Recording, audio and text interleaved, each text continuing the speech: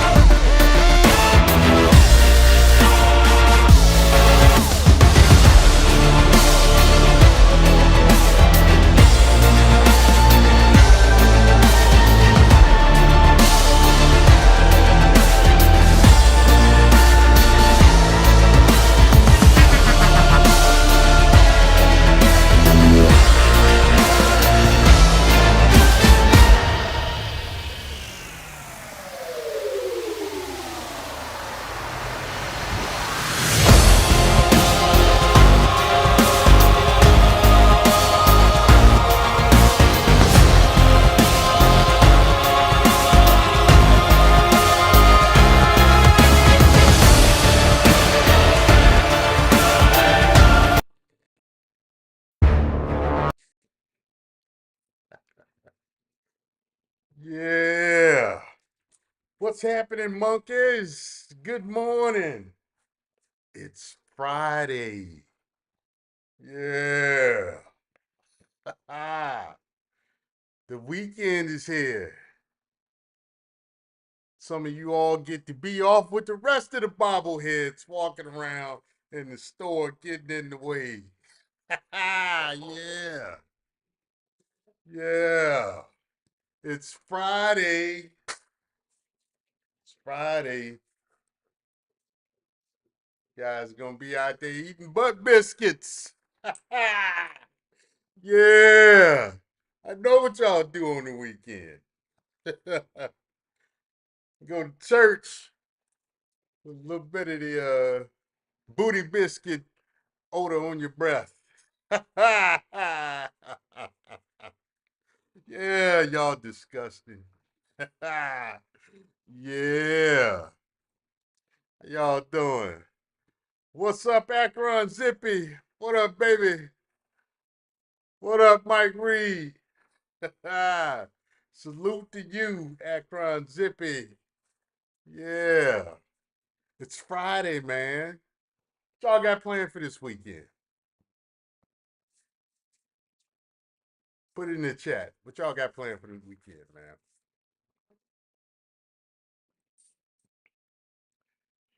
Yeah. You see what I got planned for the weekend. I gotta work on my I gotta do some more work on my driveway. I got a paved driveway. So I gotta do some work on that. I got of course I gotta take the wife out and entertain her. Uh, you know, Mike Reed say work and more work. Yeah, man, I get it. Staying in the crib out of snow. Ah! Ah! Yeah, man. Yeah, I get it. I get it. Man, I am so glad I don't live in the Midwest anymore. Um, you know, I don't know. I told y'all my lifelong love affair with Florida. Um, I've been coming to Florida since I was a young one, and I've loved Florida, man. And shout out to my boy Tech G. G Dizzle.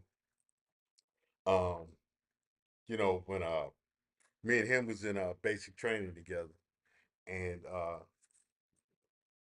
that we was in bunks right next to each other, and G, when I first met him, he was explaining how he was from Florida and stuff, and he was like, "Man, Florida straight," and I was like, "I know, man, I want to move to Florida."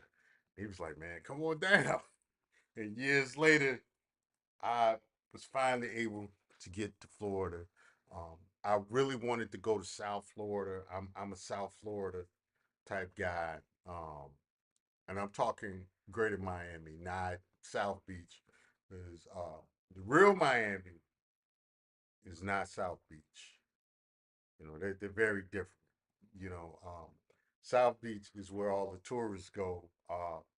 I am a like 8th Street type Miami. Uh, over there by like what's that grocery store? Rosen's and the supermercado and stuff. That's kind of Miami. I am. Plantation Gardens and stuff like that. you know, yeah, Akron. You say your in-laws are trying to talk you into moving to Florida. Well, I'm gonna tell you something, man, and this is just being honest. Um, in Florida, if you speak Spanish, if you speak uh, Creole, if you speak uh, more or less, uh, if you speak one of the languages other than English that is spoken in the Caribbean, you can move a lot better in certain places in Florida. Um, you know, job wise, Florida is not the place to come to make money. You bring money to Florida. You don't come to Florida to make money. It is what it is. And I mean, that's not to say you can't get money in Florida, but if you don't have like certain skills like construction, stuff like that, you have to be a service provider. Uh, you know, because like all the little retail jobs and stuff, they get sucked up quick. Has your insurance gone up? Oh, Mike, big time, big time. Oh my God, because I've got a few places in Florida. I'm doxing myself, but yeah, I yeah on everything, I my like put it this way, I got a place by the water. Um, I got something in Orlando, and I got something in North Florida, away from the water. Um, and my place by the water, the insurance went through, like all of them went up, but the biggest one was my place by the water. It went through the roof, man. It's some bullshit, man. Yeah, yeah. That when that they came up with that um that FEMA law, uh that that raised the insurance, man. It hurt a lot of people, especially like for people that own like condos in gated communities that had condos um that have buildings with condos in them that went above 2 levels. They they got hit the most, and I'm one of those people that got hit the most, man, because everybody had to have all those places had to have what's called an engineer survey, which is basically the engineer comes in and they do their assessment and they tell you what it's going to take to better flood proof places like that. And so because of that, not only did the insurance go up for those intracoastals, that's what they're called, the intracoastals. Also, because of that, and because these HOAs and COAs had to bring up, well, it's really COAs, because the COAs had to bring those uh, those communities with the condos, and especially the condos, up to a certain code in order to better flood proof those areas. Uh, the COA fees went up for a lot of people. Um, I am, I'm included in that, and so yeah, it's a headache, man. It's a headache, and it's like, yeah, condo maintenance fees are crazy down there. Don't let the builder be over to. You preaching to the choir, bro. You preaching to the choir, Um, so that's one of the big headaches, living in Florida. It's not all crocodiles and hurricanes, and it's not all Disney and sunshine. I mean, wherever you go, you're going to have your pros and cons for being there.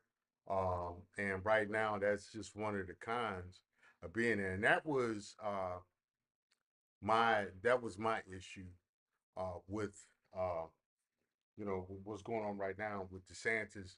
He needs to be fighting FEMA for what it's doing to his state. Him, the governor of Louisiana, of South Carolina, certain other places by the water. They need to combat what the Biden administration has done through FEMA to basically, it's like a penalty that you know places with intercoastals are going through. So this is what these governors need to be fighting.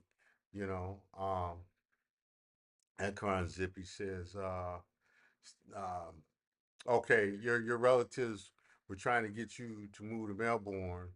To be specific, you don't think you'll be able to do it. Yeah, Melbourne is nice, man. Melbourne pretty nice. I tell you that much. Melbourne got a lot of nice stuff there. So it's a lot of nice residential stuff in Melbourne. Um, like I was saying though, if you have some kind of service that you provide, uh, you can make a lot of money in Florida. Like somebody like Mike Reed. Mike Reed does appliance repair. Um, Mike would make a killing. He'd get rich here, no problem. Uh, from what I've seen on his channel, the different appliances that he works on, especially on the commercial side, Mike would he'd get rich here, no problem. You know, if you um, yeah, man. Yeah, you can make a lot of money. Actually, and what Mike does, I thought about going into build a business for myself, with the appliance repair, because I've done so much of it, having rental properties and different things like that. I've had to do so much. I'm like, I might as well start doing it on my own. Um, and it's a business that there's a low barrier to entry and appliance repair on the residential side. On the commercial side, you got to be specifically trained to work with and Mike, if y'all go over to Mike Reed's channel, he explains all of that. He does a great job. There's two channels that I like. I like Mike Reed's channel, and I like what is it, Appliance Samurai. Um, those are two very good channels that deal with that. Um, so if you guys are looking to start a business with a low barrier to entry, hit up Mike Reed. Join his. I think he's got a Patreon. Check out his channel. He'll school you up on that. He'll answer any questions you have with that. I'm telling you, guys like him. Uh, There's a few other guys I know that do uh, appliance repair. Akron Zippy, another one, working on appliances and restaurant equipment. I'm telling you, you know, that business in Florida, if you do appliance repair, power washing, uh, handyman work, you'll always be able to make some money.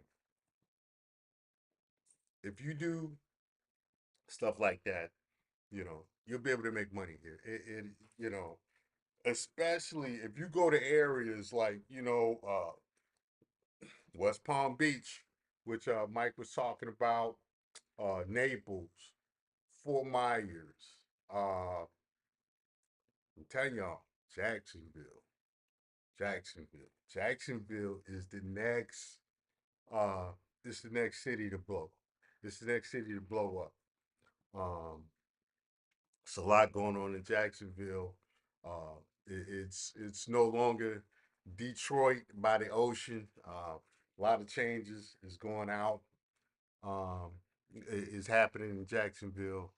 Um, uh, I disagree fervently with Anton Daniels. I know he's Team Detroit. I'm telling you, Jacksonville is about to be the next super city. Uh, understanding what I understand is Jacksonville is going to be a big deal. It's they're working in that direction. But if you can do you know home maintenance, handyman work, appliance repair, all of that stuff, you'll make money. Akron Zippy said, he's working on appliances and restaurant equipment. Yeah, Akron Zippy, Mike Reed, y'all. Hey, I'm telling you, these are this is the example. They are the examples of how you can, uh, you know, get your own hustle or even, full blown business going, um, and you don't have to go and get a business degree or something like that. You can be your own boss and stuff. Mike Reed said Detroit is uh is a long way out on their resurgence. Uh, yeah. I got relatives uh in Detroit, and I make fun of them about Detroit all the time. Detroit is a dump. Detroit, Gary. Jacksonville used to be in their club, but man, it's like them places by the water. They they look like you'll get traffic in them spots. Like they get snatched up. Get your ass over here. You're snatched up and thrown in some crazy ass basement or warehouse. you with all kinds of horrible stuff happening to you. Yeah, man. you know, uh, Jacksonville still got some spots like that, like Mayport A, Washington Heights in Jacksonville. I would stay away from, you know. But man, out of them three places, I say Jacksonville has had the most uh progress cleaning itself up. I would say Detroit has brought back a lot of the business that they lost, but inner city Detroit is still like Chicago's crazy stepsister. Detroit was the place to be in the 80s. Hey man, I'm gonna tell you something about Detroit. Uh in the 80s terrified me. I was from Chicago, and I like I said, I got relatives in Detroit. I went to Detroit and was terrified in the 80s. There was so many burned out houses, all kind of crazy. I was like, man, there's just no way in the world I can't do it. Detroit scared the mess out of your boy. I was like, oh my God. You know, Detroit looked like something from The Wire back in the 80s, man. Say Gary reminds you of Youngstown, Ohio. Yeah, man. Yeah. You know what? I forgot about Ohio. Cleveland is Cleveland, another one. All of those places, man. All of those places, man. Um, they used to be um popping back in the day. I would say like the 70s, the 60s and stuff. It seemed like the 80s came through, and when a lot of the jobs left the left the country, man, Maywood, Illinois, man. Maywood, Illinois, where you had what was it?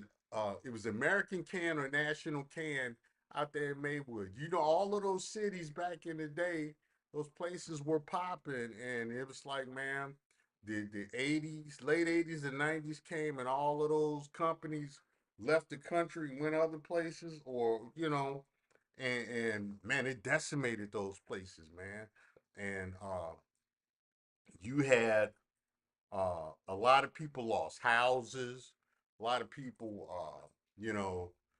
a lot of those functional addicts didn't have money to keep putting back into the local infrastructure. So, when um, a lot of the businesses left, a lot of the mom and pop businesses left, like stores and stuff. Uh, you know, different shops and stuff. Man, it's yeah, you know, man, that stuff. A lot of them places, man. That era hurt the country, man, in a lot of those places. Then you had white flight. Um,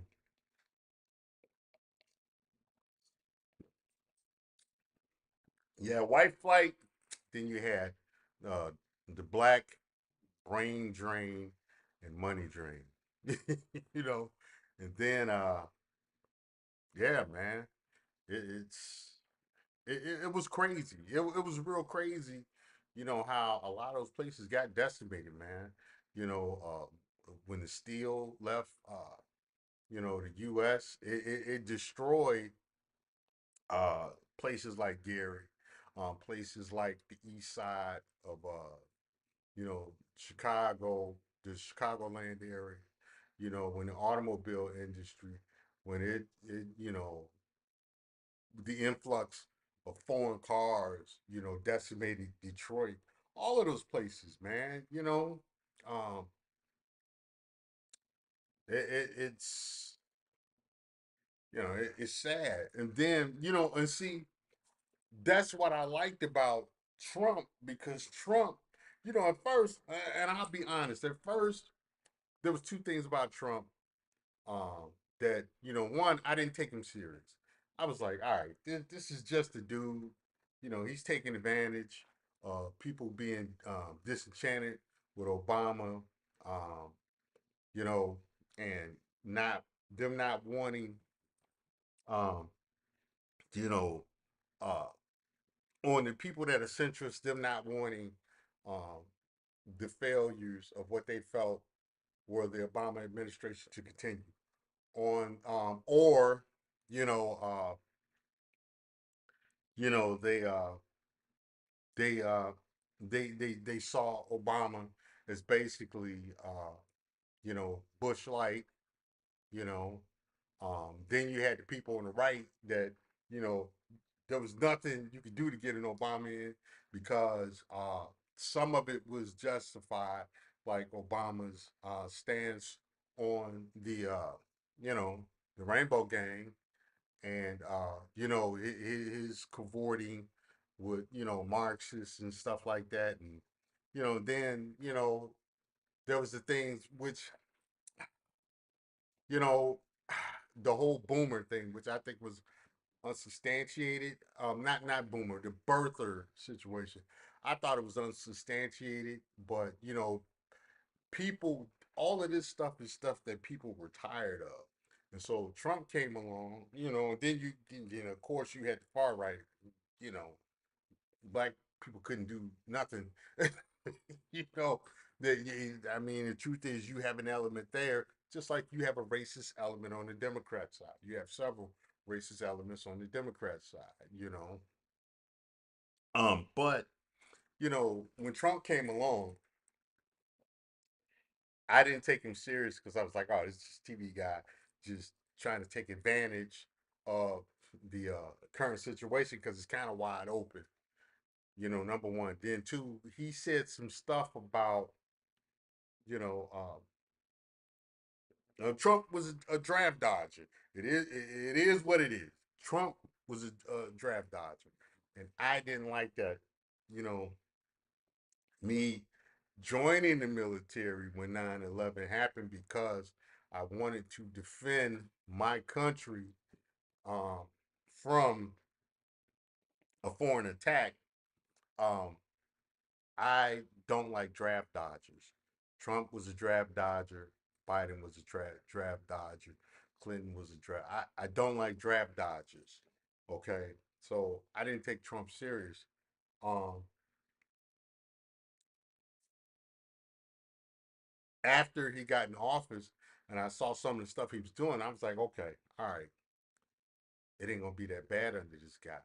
And then with some of the things that happened, like for me, income wise, business wise, and stuff, I was like, oh, I like this dude.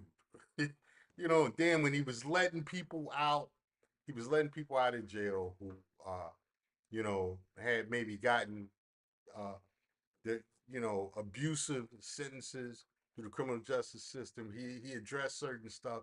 He talked about and put in action bringing jobs back to the U.S. I was like, okay, I like this, and so I became a Trump supporter then, uh, and I voted for him because I didn't want Hillary Clinton in office. I was like, ain't no way, ain't no fucking way. So I did vote for him, but I didn't take him serious. But he won, and he did stuff I liked, and second time I was like, yeah, go Trump. And this time, as long as he's in him, be like, go Trump. It is what it is.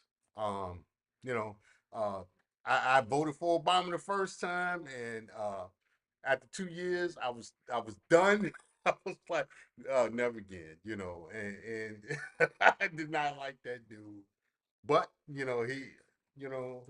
got a second, you know, he got a second term, and he really got a third term because he is the puppet master behind this current administration. You can't tell me any different. He's one of the puppet masters. But you know, so let me see what y'all talking about in the comments. Uh, Akron Zippy says Cleveland is okay, just certain spots. You know what? Uh, when I went to Cleveland, uh, I saw a lot, a lot of dudes with perms with the butters. I saw a lot of dudes with the butters. You know, yeah, I saw a lot of dudes with the butters. And that was back, man, early 90s, and early what was it? Second time I was in Ohio. I've been to Ohio. I've been to Ohio like three times. Cleveland twice. It was right outside of like Dayton as well, and majority of it was military stuff. So that's the extent of my or traveling through to New York in car. I forgot about that. Because you got to go through Ohio to get to New York. Get to New York from Illinois. So Akron said the only good thing about Cleveland is some of his women. I mean, that's anywhere, man. Well, that's most places because Memphis, Memphis, and Baltimore are running neck and neck for some of the ugliest women I have seen in the country. Florida ain't that far behind, man. Well, North Florida got some rough looking women, man. North North Florida is not South Florida, man. South Florida, South Florida is man, they got some winners. They got some winners in South Florida, man. I mean, you gonna be in South Florida and you from other places, man. And South Florida is pressure. North Florida, North Florida, man. All the chicks look like North Florida got a whole lot of chicks that look like Kodak Black. And they got a lot of chicks. They got a lot of women walking around looking like Kodak Black, man. Look like different versions of Kodak Black. You know, all the dudes. You got a whole lot of dudes walking around looking like different versions. Luke from the '90s. You know, even to this day, everybody got gold. Every other person got gold teeth. You know, man. Yeah, South Florida. Woo, I would say Orlando down. Orlando going south, you know, until you hit like South Florida, you hit Fort Lauderdale, they have some beautiful women. Then you get to the Keys, and they are all on the Sugar Hill gang. And the Keys is rainbow capital of Florida. You would think it would be Orlando, but it's actually the Keys, man. I'm telling you, the sugar, the super sugar Chris gang runs Key West. You got a Navy base down there. So it's wild, man. North Florida. Hey, Mike, first time I saw a woman with gold teeth was at Jack's Beach. Man, I had to be about 18, 19, hanging out with some buddies because we used to go, you go to Jacksonville Beach, you go to Panama City Beach. You we was doing the spring break thing, that's how I wound up at Freaknik in Georgia and understanding what I understand about Freaknik, you know. Uh, but yeah, man, the first time I met a chick with gold teeth was in Jacksonville, Jack's Beach, and she was bodied up. As soon as she opened her mouth, and I saw she had gold fronts. First time I seen gold fronts, I was like, oh man, and that chick followed me for like 2 days because we was down there for a week. She was on me for like 2 days, and I was like, mm-mm. No, that was rough. It was rough, man. It was a turn off, man. Gold teeth was a turn off, but that's like a I don't know. I think it's a southern thing, really. In places close to the water because I've seen. I think it's really like a Mississippi, um, and Florida thing, you know. Akron Zippy says his cousin got goals and he can't stand her ass. And yeah, hey Mike Reed, yeah, yeah, they are, man, uh, Florida women, especially North Florida, are built different. You know, I don't care if you talking Jacksonville, you talking um where is it where T Pain is from? I was just talking about that place too. We just um you talking Pensacola, you talking um Tuscaloosa. Yeah, they tend to be aggressive, man. Yeah, um yeah, yeah, yeah, you know, and I mean that lends itself to a lot, you know. But yeah. Tallahassee. There it is, Tallahassee, man. There we go, Mike Reed. Yeah, Tallahassee. Yeah, there's a lot of it's a lot of women with gold teeth in Tallahassee. You know, yeah, yeah, they all built like little American bulldogs. You know, little little tough. Look like they Look like they could shake them tires in that old DMX video. Oh man, yeah, yeah. It's wild, bro. It's wild. Yeah. Love Dorsey explains a lot. Yeah. Yep. See, I know who Love Dorsey is. I didn't know where she was from. Had I really been paying attention, yeah, it makes sense. Love Dorsey is from Florida. T Pain from Tallahassee. Yeah, there's a whole lot of dudes that look like T Pain in Tallahassee too, man. Tallahassee and Jacksonville. It's a whole lot of T Pains down here, man. Yeah, it's I tell you, man. You know what? Florida's damn near. It's like three different. It's like really four different states. As far as the people, man, it's I'm gonna tell you, South Florida, man. When you hit South Florida, it's almost like a foreign country. You could be like in Miami, uh, even on South Beach, you could be somewhere and literally hear five different conversations in five different languages going on at the same time. South Florida. Um, and then you got uh, once you start hitting the keys, I'm gonna tell you, for white people that have been down there, uh, you know, if they more than two generations in, man, a lot of them are descendants of pirates. Straight up. They them are the grand like Saint Augustine, uh I would say like Saint Augustine, and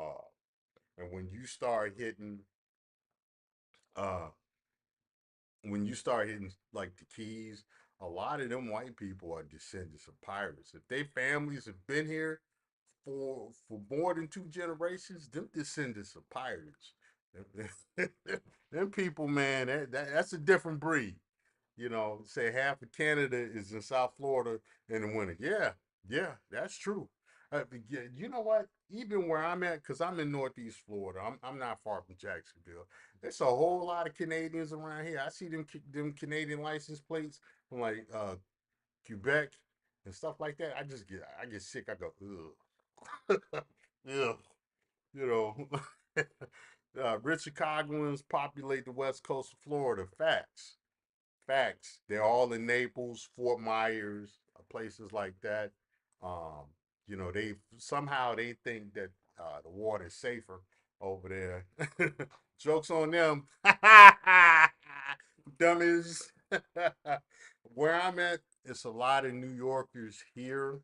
Um, we get like a lot of New Yorkers, a lot of people from the northeast, New Hampshire, New Jersey, and stuff. Where I'm at, actually, we got a gang of Brazilians here. We got Brazilians, we got Hondurans. It's a lot of Hondurans in Jacksonville. Jacksonville, like Palaka and stuff. Um, you got a lot of Hondurans. Uh, where I'm at, like I said, it's a lot of Brazilians and Portuguese. So, like, speaking Portuguese always comes in handy. So, if you can speak Portuguese, it's really more handy.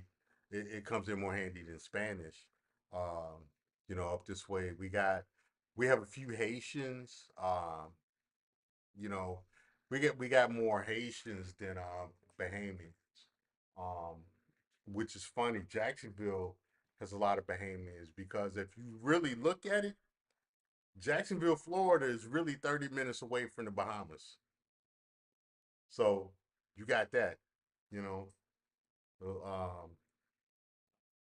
yeah. Yeah, Brazilians are all over the place. Yeah, yeah. Um, Mike Reese says New York and New Jersey make living in Florida annoying. Hey, Mike, you know a whole lot, man. You seem to know a whole lot. I listen.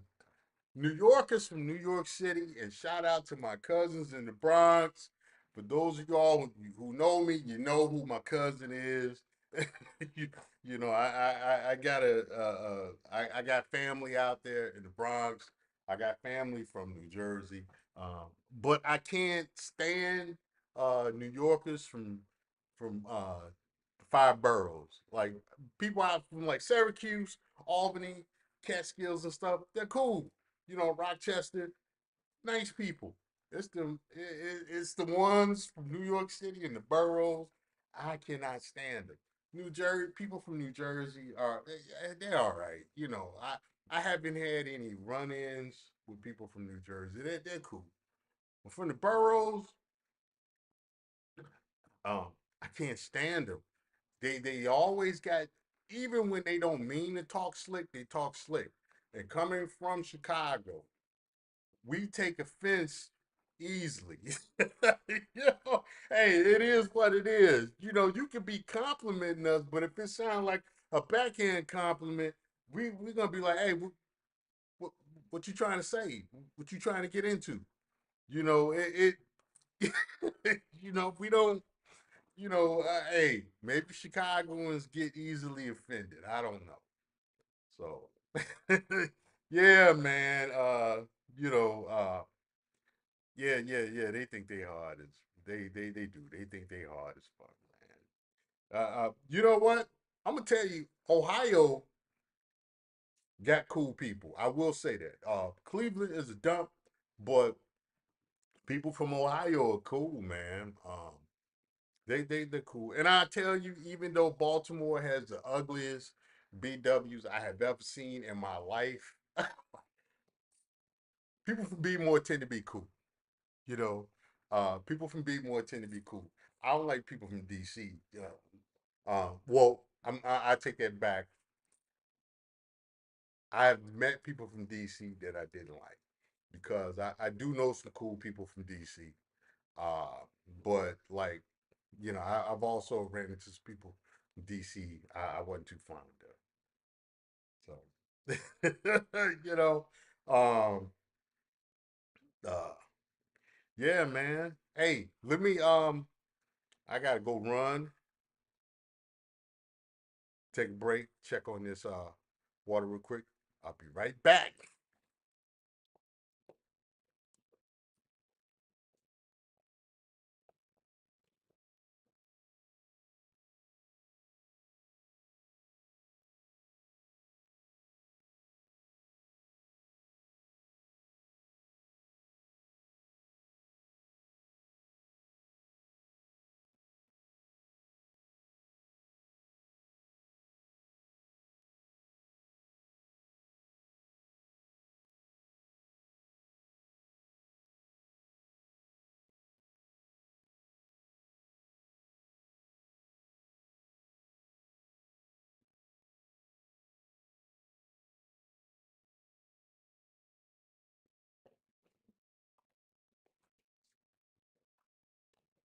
Yeah.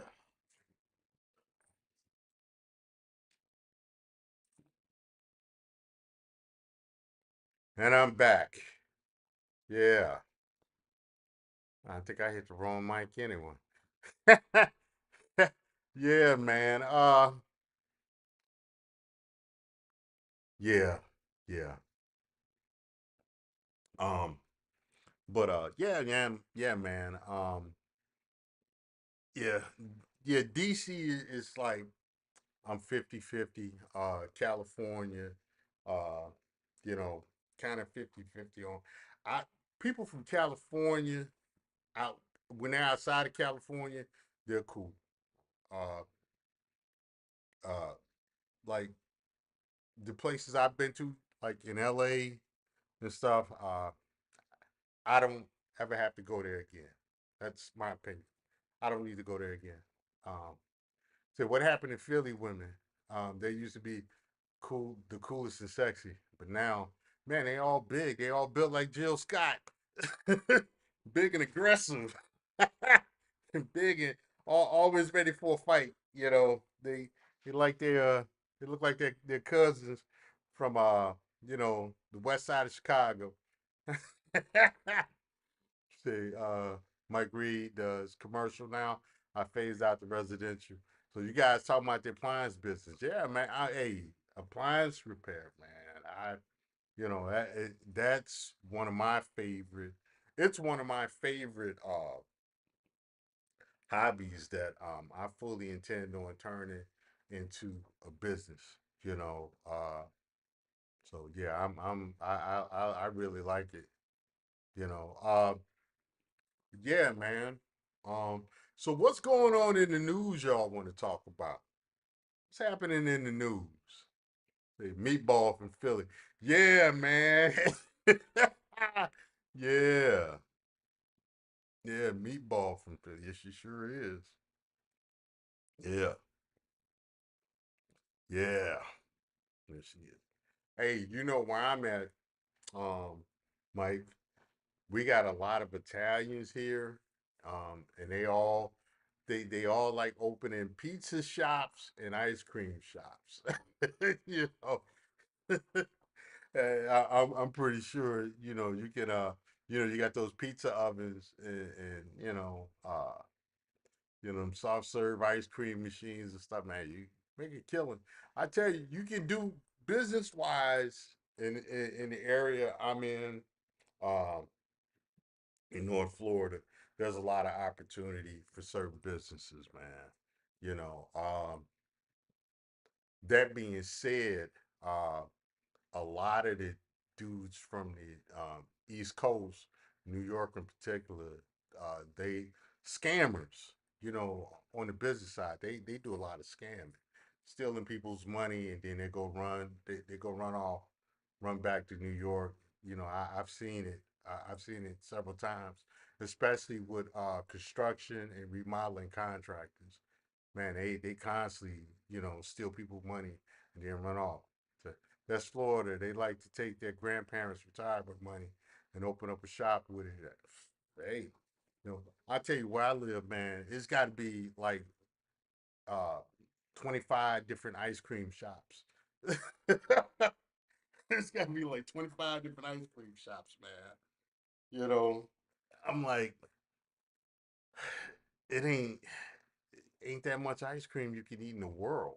You know,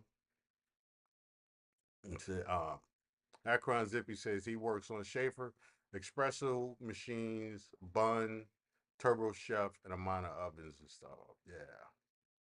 You know what? I wind up Akron Zippy and Mike Reed. I wind up helping a lot of people with Samsung washers and dryers. You know, I I've owned several Samsungs, and I love Samsung, and I wind up helping other people with their Samsung dryers and stuff. I've done a lot of stuff with Kenmore as well. Kenmore and KitchenAid, which they're roughly pretty much the same. You know, but yeah, man, you know, I'm telling you, man. You know what, Mike? Mike Reed, man, I know he does his live streams. He'll probably, open up. I don't know if you've done this before, Mike, but like open up a panel, and discuss, the appliance repair game, man. All of that stuff. Because man, I'm telling you, I think it's a very smart business. If people want to step into business, so Schaefer, those fully automatic machines, $800 displays. Yeah, yeah, Schaefer. Yeah, man.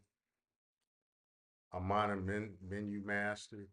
Yeah, all of that stuff is cool, man.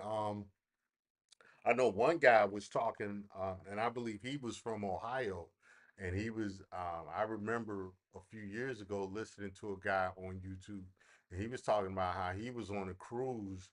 Um, he was on a trip out of the country, and they took a cruise to the Bahamas, and I guess at the resort or something they were at, um, something went out with one of the appliances, and people he had been talking to, I guess word of mouth had gotten to somebody that was at that area, and they asked him to help out with that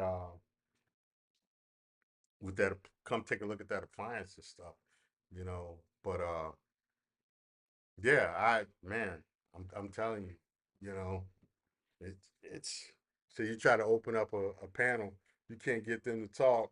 Yeah, you know what? It, yeah, the panel thing is tricky, man. You know, I tell you, a lot of times you can't get people to talk on panel unless they want to, talk about, how the opposite gender, venting their frustrations with the opposite gender. Yeah, these bras ain't shit. These guys ain't shit. They all cheating. These women, all they want is money. It's like, man, yeah, the never ending uh, conversation of frustration. Conversations of frustrations. That is a Royce original. And that's basically what a lot of the gender talk is about.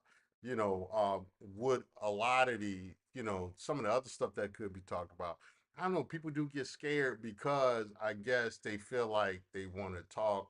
They feel like they may be talking out of that league. You know, on the IT side, I got my boy G Dizzle, also known as Tech G. He has done panels with him, um, Sub Zero, and a few other guys on the IT side of the game. Um, and it's they'll field questions from the chat, but it is hard to get people to come up and ask questions on the tech side. You know, that's why I really don't do like law enforcement panels. Um, because people don't really want to talk. They want to talk in the chat, which is cool. I've got no issue with that. Um, but or they'll call and they'll, if they do, everybody want to complain about hey, the police stopped me one time, and they give you the half-ass story about why they got stopped. you know, and it's like you know, there's not much to talk about because you can't really discount somebody's personal feeling about a situation. I mean, you could try to educate them, but if you weren't there and if you're only going on one side of the story, there's not a whole lot you can talk about. So, it's hard to do even really law enforcement panels. I mean, outside of like I could do it with like a Charles Faulkner or even like uh the what's his name Tatum, um Officer Tatum and stuff. I don't think Officer Tatum does law enforcement panels, and like Charles Faulkner will do them from time to time. But it's not an easy panel to do either. Mike Reed says his live is always open. They're petrified to chat or hit the link as soon as the live ends. Then they call your phone. Then you know, really, okay, we got Akron Zippy and Mike. They talking shop with the appliance side, you know. So yeah, I got to get this set up to where I can do panels and stuff. Um, like I said, I'm trying to build this as I fly, so it's a little bit different. Hey, as you guys come in, if you haven't already hit the like button, do me a favor, hit the like button or hit the dislike button. If you don't like what I'm talking about, hit the dislike button. You know, hit a button. That's the least you can do. Yeah, you gonna drop nothing in the Cash App? Cool. Hit the like button. That ain't hard. It don't cost anything. Hit the like or hit the dislike button. You know, seen guys bitch about long and cases on panel before. It never goes well. Yeah, yeah. You right about that, man. Yeah, yeah. You know. So yeah, it's yeah. Anyway. So other than that, what's in the news, man? Y'all want to talk about other than I mean, there's a lot going on. Pakistan has been going back and forth with uh with Iran. You know, I told y'all how I felt about that yesterday. That's basically another proxy war. So you know, as I mentioned before, we are at the precipice. We are at the very beginning of WW3. You know, Dulega 3. So, you know, uh, I don't know how YouTube is with saying World War Three. Well, I just said it. I don't know how YouTube is going to react to a lot of that. So, I try to use that sparingly. But yeah. So we'll see. Um, so that's what's going on. I talked about the Fannie Willis situation, or Fannie Willis, and basically how, you know, really, if you look at how RICO statutes are written in a lot of places around the country that use them, and if you look at how the federal RICO statute is, she could very well be at risk of receiving a RICO statute herself, you know, depending on, you know, you know, depending on how you look at the statutes, she could, and depending on what is uncovered and how things happen, she could possibly open herself up to the very RICO charges she's going after other people with. And it'll be interesting to see how that is addressed going forward. Mike Reed says, war is big business. It always kickstarts the U.S. economy. Facts. Speaking of which, you got Mike Reed, you got Akron Zippy in here. They're talking the appliance game. Hey, listen, if you are a veteran that does appliance repair, there is a certain business opportunities open to you that we will talk about, in another live stream. But yeah, SBA opportunities, contracting opportunities. Yeah, yeah, you know, I'm telling you that's a skill. You know, um, that's a skill, and you could potentially make a lot of money. You know, well, Akron Zippy, I'm gonna tell you something. Being a vet is not uh, it's not a situation of being fortunate or unfortunate. It's just a choice you you chose not to go to the military. There's nothing wrong with that. You know, Mike Reed contracts with my uncle. Yeah, hey, Mike has an idea of what I was talking about. But getting back to Akron, it's not something where you're fortunate or unfortunate. Some people choose, some people don't choose, and there's nothing wrong with either side. It's a decision that's made, and there's certain things that come with the decision on each side that are neither positive nor negative.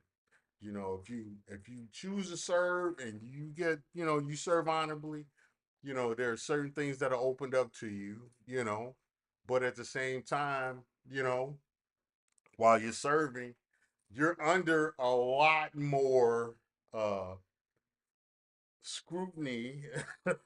You're under a lot more. You're under twice the set of laws and different things like that. So I mean, serving in the military came with its own headache. That some people, what they knew of it, they said, "Hey, I don't want to do that," and they didn't serve, and there's nothing wrong with that. There are people, like myself, who said, okay, all right, um, I'll deal with this certain set of circumstances and extra conditions, and so I can achieve whatever it is on the other side I want to achieve. There's nothing wrong with that. I wouldn't even look at it as something being fortunate or unfortunate. You say Akron Zippy, they wouldn't let you in the Air Force in the early 2000s. Hey, you could have came to the Army. Hey, the Army. Hey, the Army is based on volume. They got a job for everybody. The Air Force is a branch that, if you notice, they don't give bonuses, and different things like that because they don't need to recruit. It is what it is. Everybody wants to send their kid to the Air Force. Everybody wants to go to the Air Force. Everybody wants to send their kid to the Air Force. That's why the Air Force don't have to recruit. You know,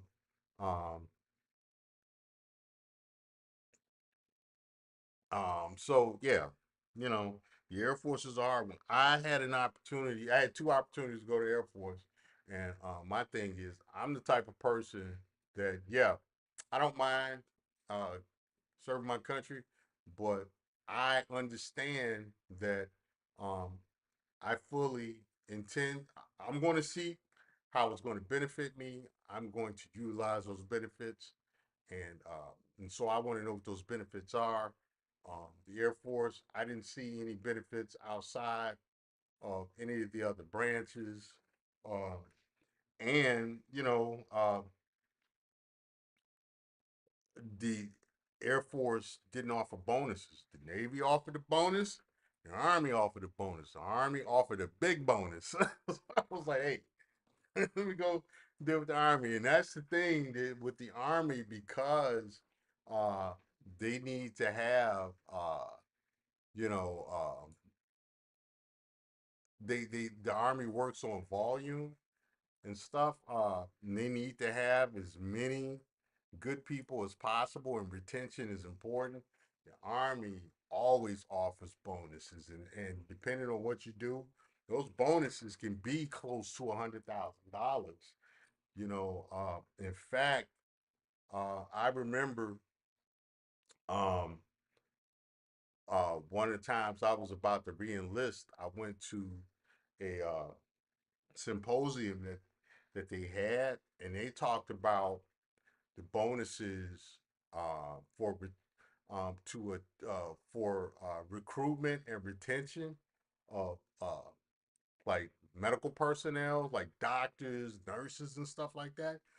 I was like, yeah, I mean, they was offering some big money, and um, this was like 2007, 2008. They were offering, um, in order, like, to recruit doctors. One, they would pay up to $70,000 of whatever student loans you had. Plus, they would give you um, another 70,000 in cash as a recruitment bonus. So you was really getting $140,000 if you had a medical degree. In order to come into the Army, uh, you was getting $140,000 in recruitment benefits, and to retain doctors, uh, they was offering like $70,000 uh, as a retaining bonus. It was a ridiculous amount of money.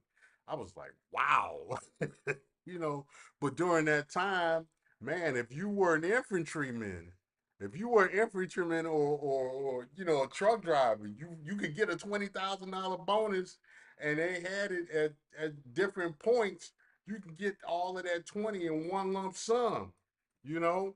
But and I tell anybody, infantry and transportation are two of the most dangerous jobs. Two of the most dangerous jobs in the military, because one, shooters, you going to look for the shooters, and the shooters don't want to shoot the shooters. They want to choke the supply line. Who has the supply? Transportation. So yeah. Yeah, man. So, but yeah. I've never seen the Air Force offer a bonus ever. I've seen the Navy offer a bonus. I don't think I've seen the Marine Corps offer a bonus. The Marine Corps offers uniforms. you know, you get some spiffy looking Class A's. That is it. I tell people if you want to look spiffy in your Class A's, you want everybody to think you're a tough guy, go to Marine Corps.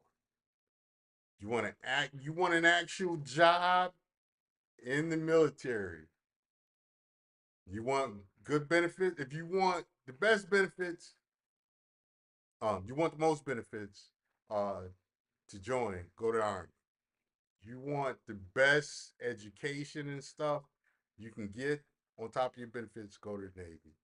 Um, you know, you want to go to the military, just get military service and have a relatively easy uh, military enlistment or commission, go to Air Force if you can. Um, if you want to actually do your job, Army or Navy. You know, uh, and I would say the education benefits on both. I would say the Navy is a little bit better, a little bit better. Um, you know, I would say the Army is a little more expansive.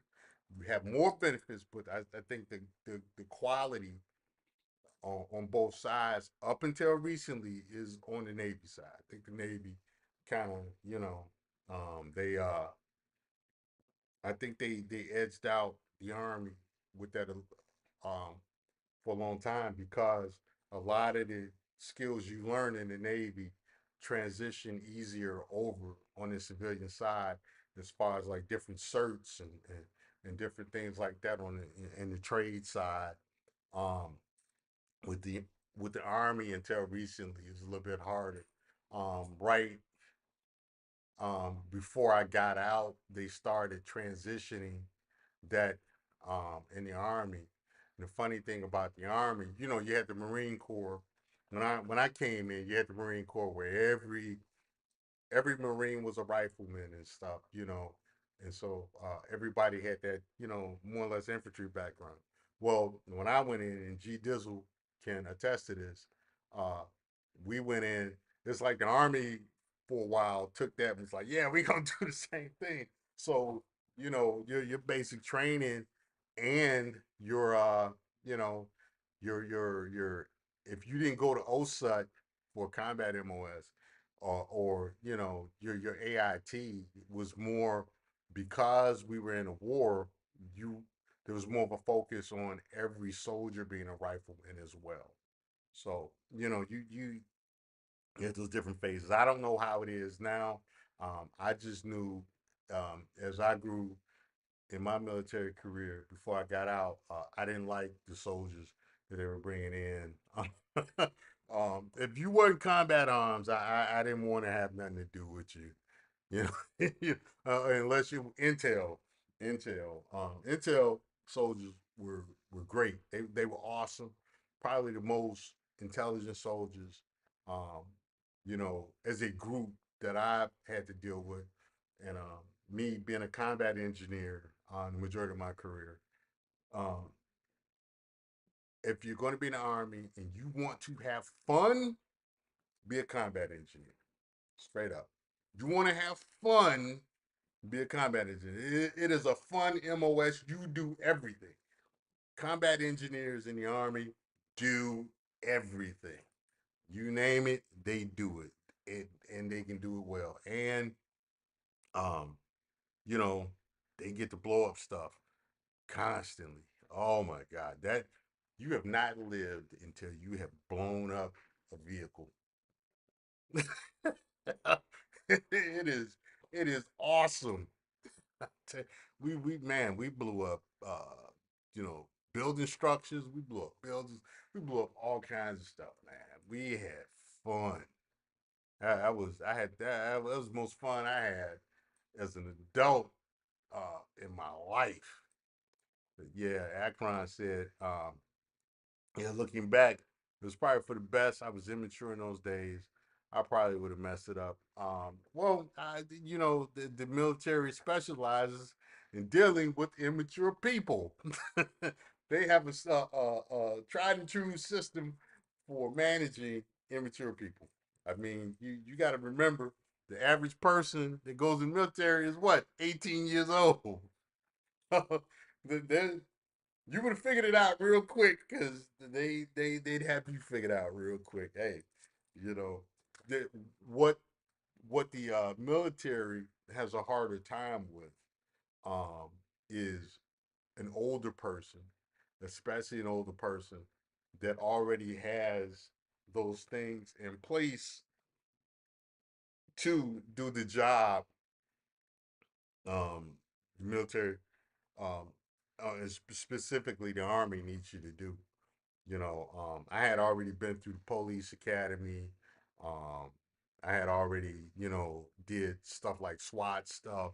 Um, when I went through basic training, to me, it was just simply checking a box, and the instructors, the DIs, the drill sergeants, could see that, and so for the most part, they left me alone. you know, all of the stuff that they wanted to, it was their job to train and instill. I already had it, and so they was like, "We don't know what the." He's like one of us, you know.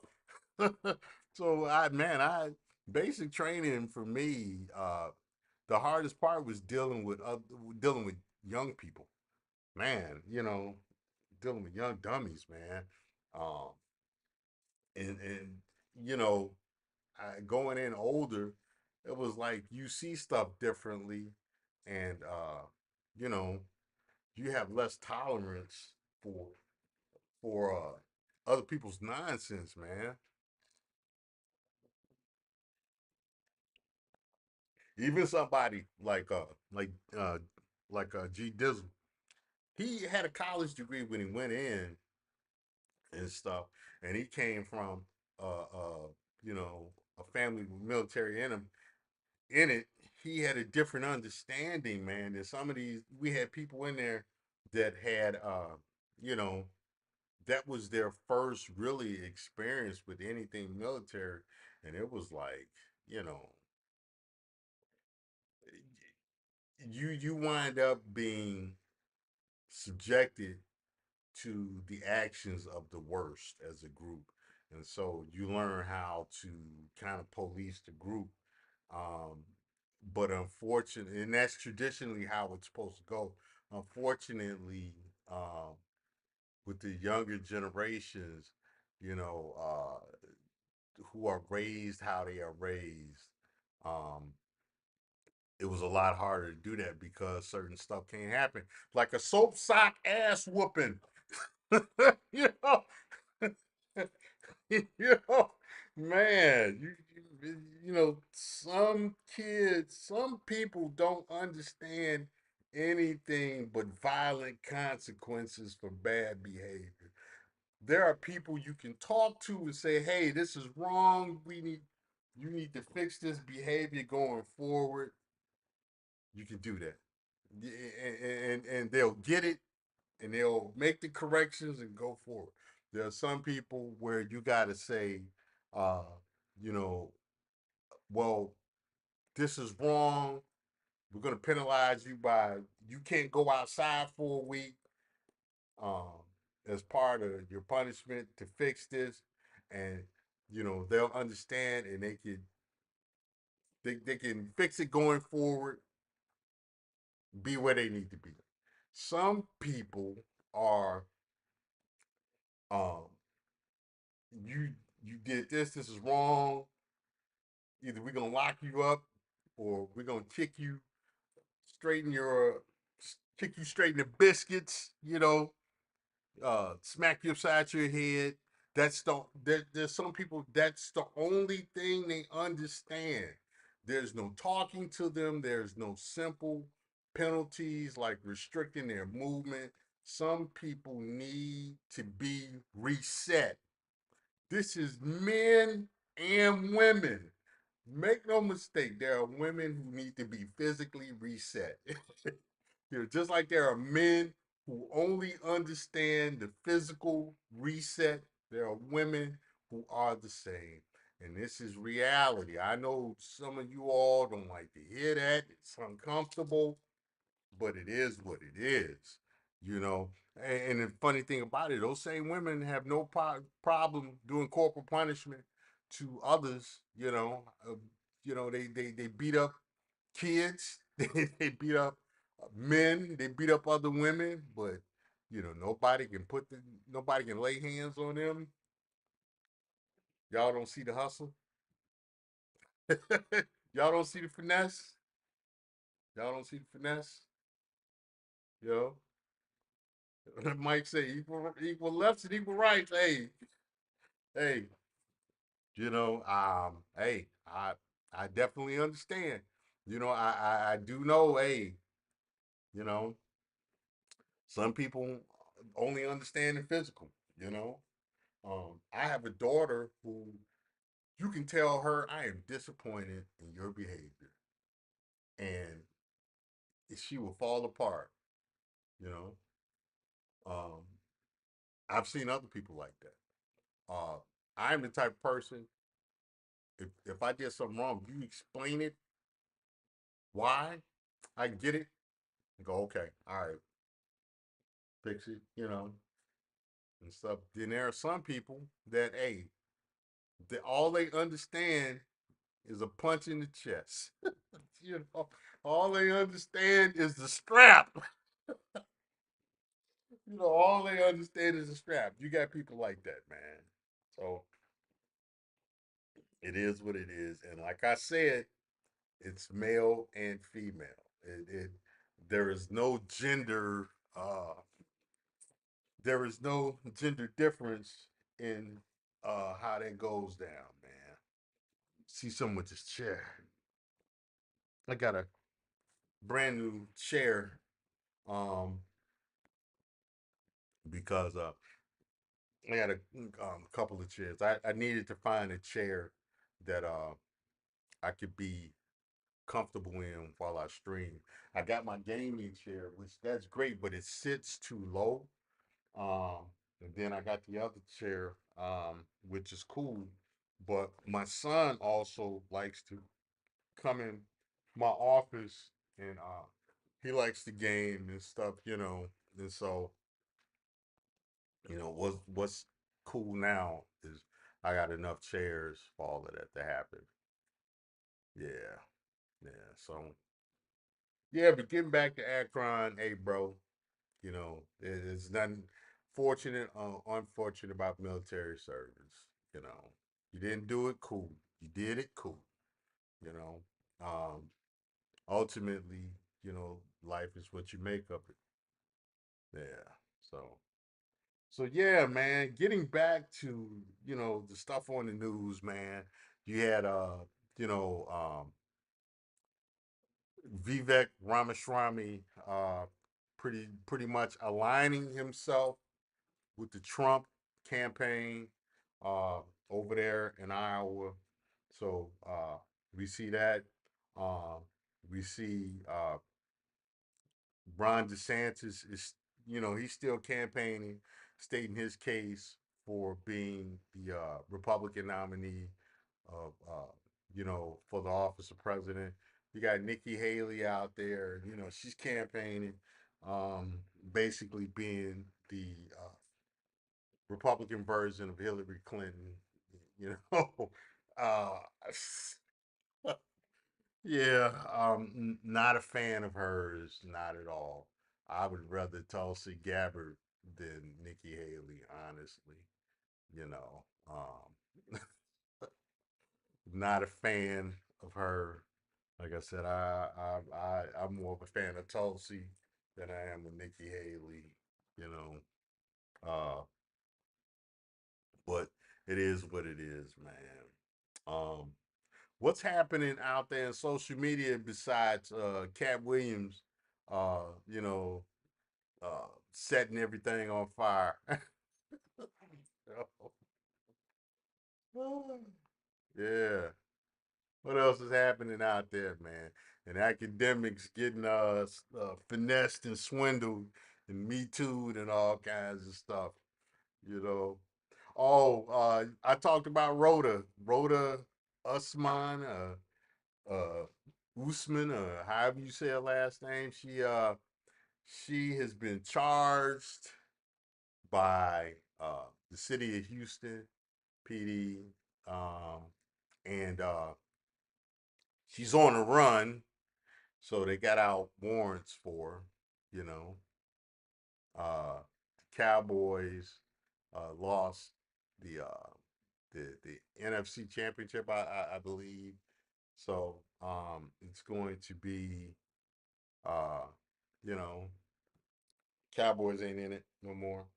Um, Man, I saw that Deontay Wilder versus Joseph Parker fight from a couple of weeks ago, and I missed that one. But if you all follow me on Facebook, uh, I said a long time ago, um, Joseph Parker would beat Deontay Wilder, and Mike could tell you this. The thing with the thing about Deontay Wilder was that Deontay Wilder is a one trick pony. Deontay Wilder has phenomenal knockout power. He can crack, but that's all he can do. You know, he can hit hard with both hands. But that's all he can do. You know, he can't. He didn't learn how to actually box. He came into the sport late. I want to say he was like 19 or 20, which kind of puts you behind the curve.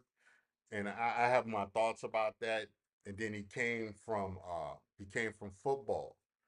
Uh, every sport you get into, your body, the earlier you get into that sport, the more your body acclimates to that sport. Um, he hits hard. He's explosive because football is an explosive sport, and so he was trained to play football, which there's nothing wrong with that. His problem is that boxing is different. A boxer's body, a boxer's um, motion intelligence is different than a football player. This is why Sean Porter was tough. As a boxer, Sean Porter is tough. Hands down, he was one of the toughest welterweights and middleweights out there. He was a football player. He's used to having grown men collide against him at full speed. Him colliding with grown men at full speed. But the skill set for boxing is different. It's a different skill set. Um, there's a different intelligence with boxing, even with you know, even with like other sports. Now there are some sports that lends itself well to boxing.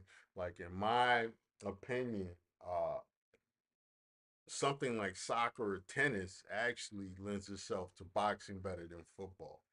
Uh, you know, you look at Sergio Martinez.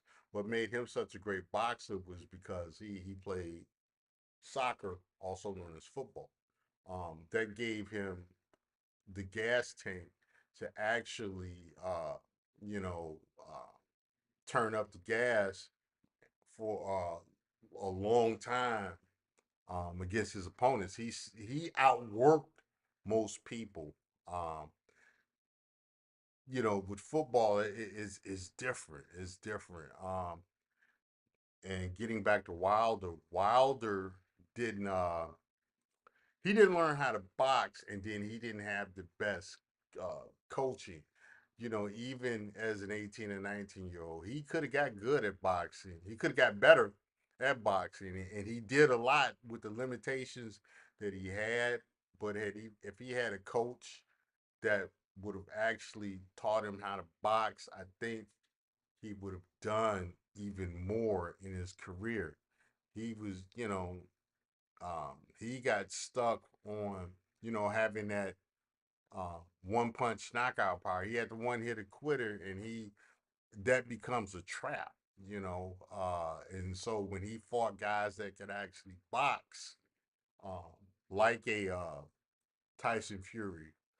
Say what you want about Tyson Fury. Tyson Fury, um, you know, he he boxes. Joseph Parker was another one. He boxes. Joseph Parker fights in a phone booth, and that's what happened to Wilder when he fought Joseph Parker. Shout out to Joseph Parker's training, his coach in his training camp. They understood Deontay Wilder is the type of fighter that needs space and that he needs to be able to load up big punches. And Parker stayed on top of Wilder. It was bad, man. You know what? In fact, let me pull up the highlights of that, man. It was rough. I was like, woo. It was rough, man. Let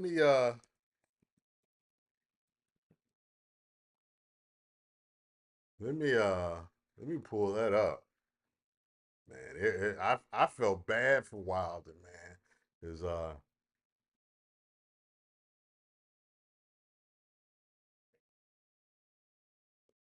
we're gonna pull up these fight highlights, man. Um,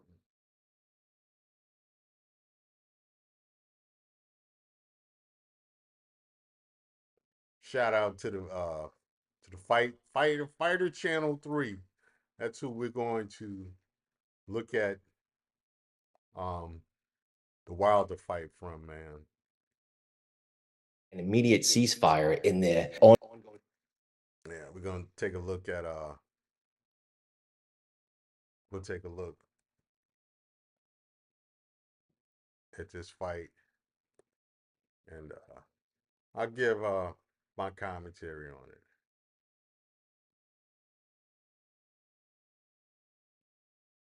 Fair use, fair use.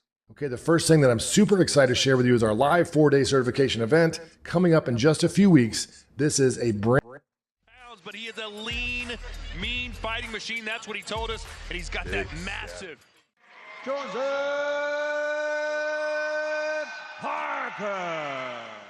Deontay Wilder. Protect yourself at all times. Touch your boys. Good luck to you both. I think a shootout would be a bad. Big shots. He can move his feet out of range. Variation. We know he's got every shot. Just staying out of range of that right hand of Wilder. When you're dealing with a very tall, rangy reach. Hey, listen. If Wilder would have developed a real jab, oh my God, he would have actually been dangerous, man. Hold on. He would have actually been super dangerous.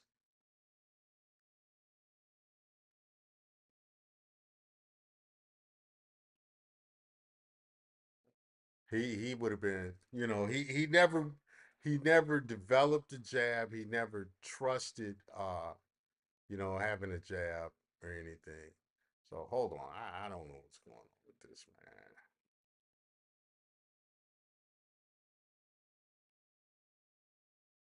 Let's go back.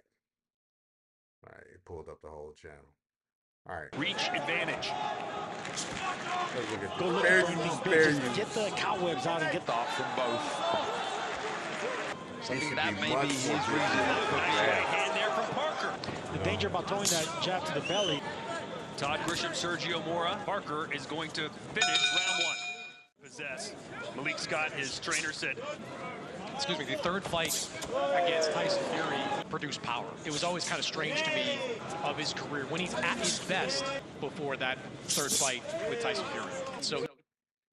See, this is another issue with Wilder, man. He wants to be a counterpuncher. The problem is that he needs to be more aggressive. He needs to actually be an attacker, especially because he is so limited. You know, he needs to attack with a jab and work setting up that right hand behind a jab, which he didn't do. He's kind of waiting for Parker to come in and mess up. And the thing is that in order to win rounds, you have to show yourself being the busier fighter. Let's continue. He is at an optimal weight for his best commitment and the timing, and also the lanky. Making Wilder move a lot. Either side of Wilder to try and cut the ring down. I agree with the inside part. He needs to get inside. Take advantage of these quiet rounds. Just, light little. What's the number one reason you're not buying $1 million, $5 million, or $25 million properties? Let me guess. It's all about the money, right? In this video, I'm going to reveal the key to creating an endless pipeline of investors who are eager to invest six figures with you over and over again. Sound good? If so, click the link you see in the description of this video to learn more. Otherwise, let's jump right into it. So first of all, my name is Hunter Thompson. Okay, really? Aim at the body, that's going to bring down the head a little bit more. There with the right hand, and he missed. Sort of spring in with that long left hook. A well-timed. See, another thing with Wilder too, he wants to be a counterpuncher, but he can't fight off the back foot.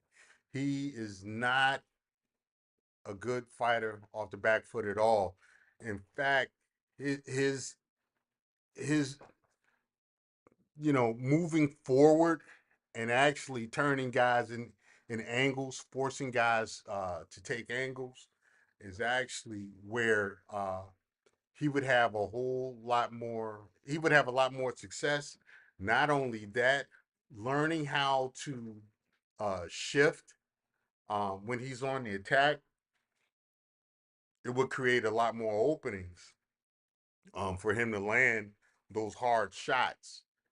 This is stuff that his coaches really didn't impress upon him. It's either that or he didn't take the counsel for whatever reason. Either he didn't take it or he didn't really understand that was being taught. Like if I was Wilder's coach, I would work on having him constantly moving forward,